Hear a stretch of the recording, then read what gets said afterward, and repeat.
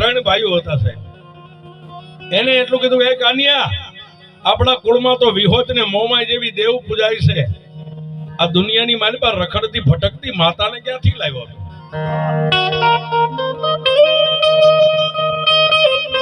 પણ જેને સાહેબ કાળી રાતે આમ રૂબરૂપ મળેલી ને એટલે કાનિયા પોતાના ત્રણ ભાઈઓને કીધું ભાઈઓ તમે કયો તો ગામ મેકી દઉં, ઘરા મેકી દઉં,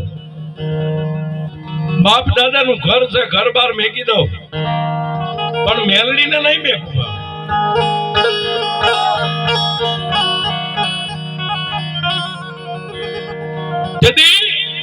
પોતાના ત્રણ મોટા ભાઈઓ એટલું કીધું કે કાનિયા મેલડી મેલડી કરસ ને તો અમારે તારે કઈ લેવા દેવા નહીં, તારી મેલડી ને લઈને વિયો જા બાપા.